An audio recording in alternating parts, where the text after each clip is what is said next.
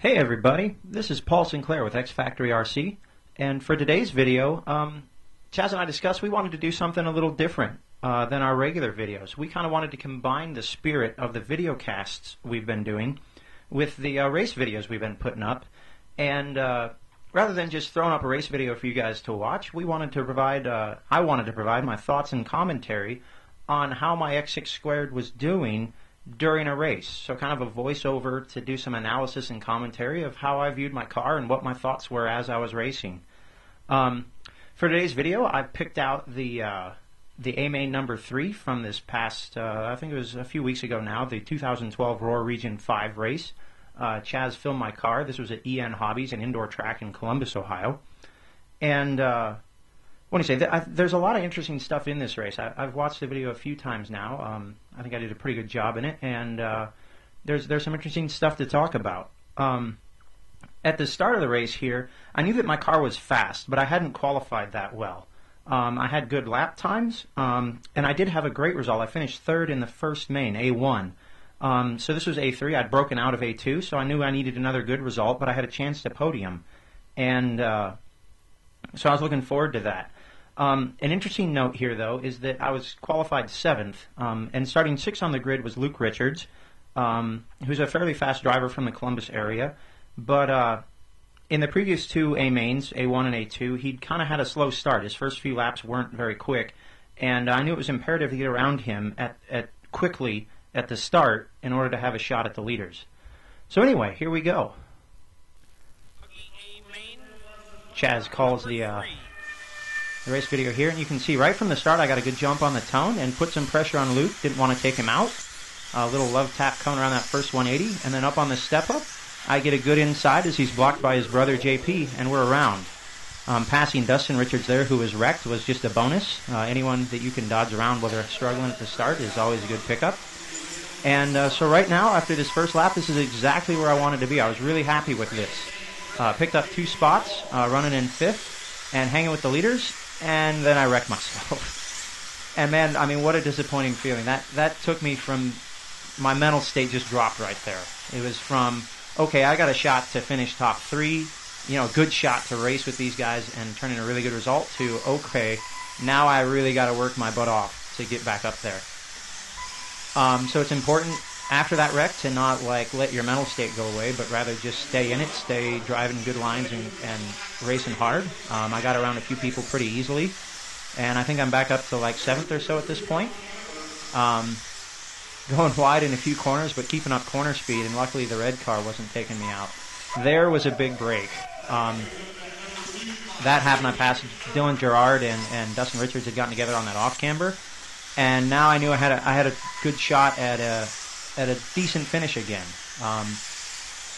as we get into the midpoint of the race. But my work was cut out for me. There was a lot of catching up to do because the leaders had stretched out due to my first wreck on that second lap. Interesting about this, for kind of the mid part of the video here, is that the guy following me is Dustin Richards, another longtime racer, brother of Luke Richards from the Columbus area. And it's funny, Dustin and I have raced together for a long time. And we joke, it doesn't seem to matter where we go, whether it's the regional race in Columbus or the 2008 Roar Nationals out at Hot Rod Hobbies. No matter where we travel, where we go, what year it is, we always seem to end up racing together at some point in the weekend. And so it's interesting. I knew that he was behind me. I knew he was quick. Obviously, he TQ'd the event. But I knew that he was going to drive clean and drive a good race. And if I just stayed on my lines, we'd keep catching up to the leaders. So I wasn't too bothered by him. And in fact, it's an important part when you're racing, I think, to in a main event, when it's wheel-to-wheel, not qualifying against the clock. But it's important to keep looking at the car ahead of you instead of looking at the car behind. So even though Dustin Richards is really close and I need to defend my lines and not give him an easy pass, I know he's not going to take me out, and I need to keep attacking in order to get up front. So just turning in some good laps here. I thought my car was pretty good. This is passing a back marker. Oh no, that's Dan Griffin. I forgot. So we've done some work and caught up to Dan Griffin, who is, I think, in 5th place? 4th place. I think I'm in 5th place. I think he's in 4th. We're approaching the halfway point of the race, and we just keep picking off guys.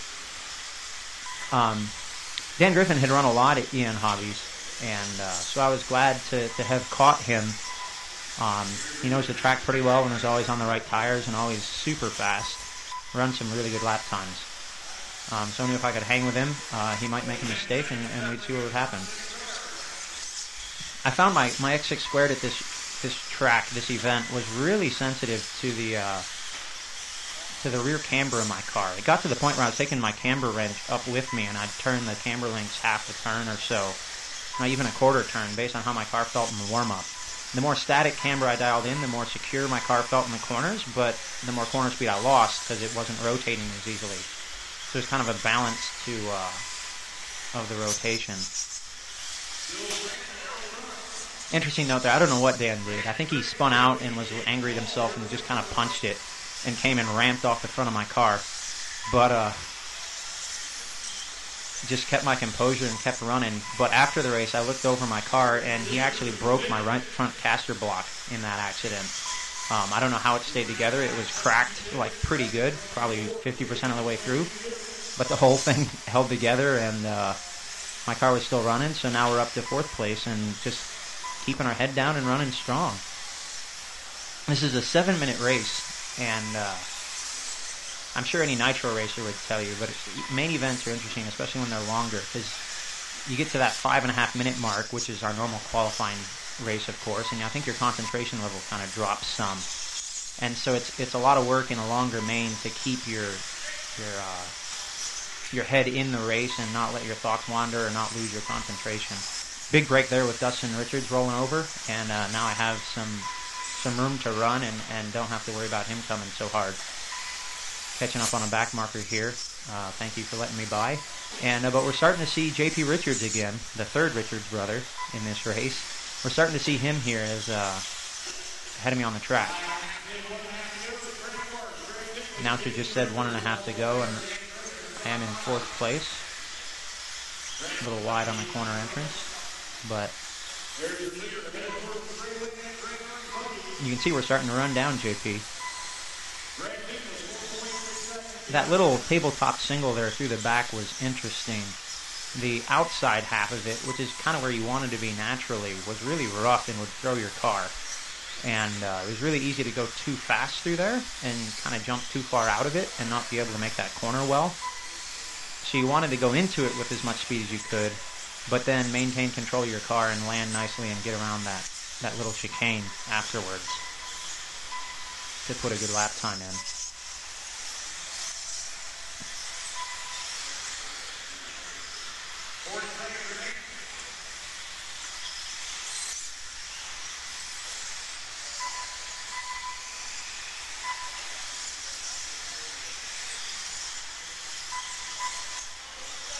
The race is winding down here, and so in the back of my head I know that I'm pretty securely in 4th place, and if I could take 3rd or 2nd, that would be just huge, and the only way to do that is to keep the bit between your teeth and just run super strong laps and hope for the best. And in fact, here I got lucky. There's Greg Nicholas and JP right in front of me. They are 2nd and 3rd in this race, and on this last lap, there's the tone. I know that I can't lose 4th, so let's punch it. Let's rip it. Let's see. Oh, shit. I got so excited. I was like, all right, I need a dialed lap here, and maybe I can make good things happen. And then I just donked it in that first turn and kind of gave up on the rest of the lap. I was just out of it. But tried to make a run at it, and I'll take 4th place. I was pretty happy starting from 7th. They let me finish 4th overall in the race, and I was pretty happy. So anyway, hope you guys enjoyed that. Went by pretty quickly for me, and maybe we'll do some more. Talk to you guys later.